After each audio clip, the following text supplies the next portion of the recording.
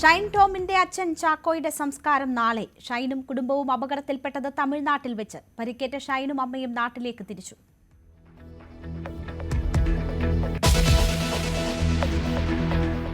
തിരുവനന്തപുരത്ത് 4ാം ക്ലാസ്സുകാരി തൂങ്ങി മരിച്ച നിലയിൽ കുട്ടി ജീവനൊടുക്കിയതെന്ന് പ്രാഥമിക നിഗമനം.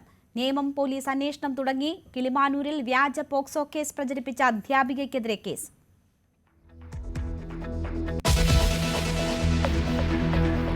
തെന്നല ബാലകൃഷ്ണപിള്ളയ്ക്ക് അന്ത്യാഞ്ജലി അർപ്പിച്ച് രാഷ്ട്രീയ കേരളം. സംസ്കാരം നാളെ ശാന്തി കവാടത്തിൽ. വിട പറഞ്ഞത് സൗമ്യത മുഖമുദ്രയാക്കി പാർട്ടിയെ നയിച്ച നേതാവ്.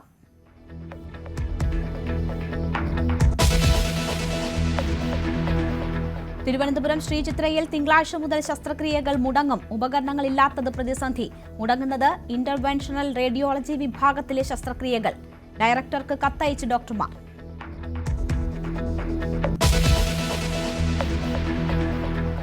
സാന്ദ്ര തോമസിനെ ഭീഷണിപ്പെടുത്തിയ റെനി ജോസഫിനെതിരെ നടപടി. ഫെഫ്ക പ്രൊഡക്ഷൻ എക്സിക്യൂട്ടീവ് യൂണിയനിൽ നിന്ന് പുറത്താക്കി.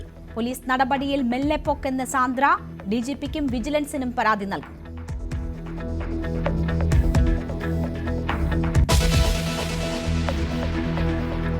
ഗവർണർക്കെതിരെ പ്രത്യക്ഷ സമരത്തിന് CPI. RSS ചിത്രം സർക്കാർ പരിപാടികളിൽ അനുവദിക്കില്ല. നാളെ ദേശീയ പതാക ഉയർത്തി വൃക്ഷത്തൈ നടും. ഇന്ത്യയുടെ പ്രതീകം ഭാരതാംബയല്ല, ദേശീയ പതാകയാണെന്നും CPI.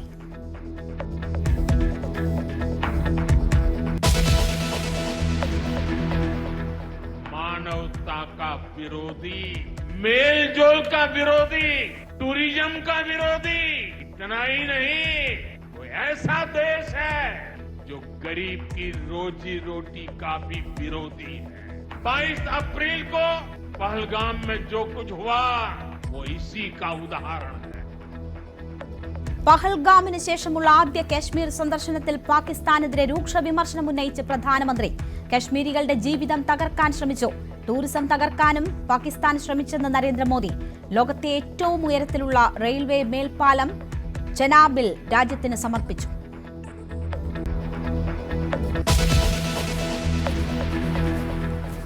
എലോൺ മസ്കിന്റെ സ്റ്റാർലിങ്ക് കമ്പനിക്ക് ഇന്ത്യയിൽ പ്രവർത്തനാനുമതി. സാറ്റലൈറ്റ് വഴി ഇന്റർനെറ്റ് സേവനം ലഭ്യമാക്കുന്ന കമ്പനിക്ക് അനുമതി കിട്ടുന്നത് ഏറെ നാളത്തെ കാത്തിരിപ്പിന് ശേഷം ഇന്ത്യൻ കമ്പനികൾക്ക് കനത്ത വെല്ലുവിളി.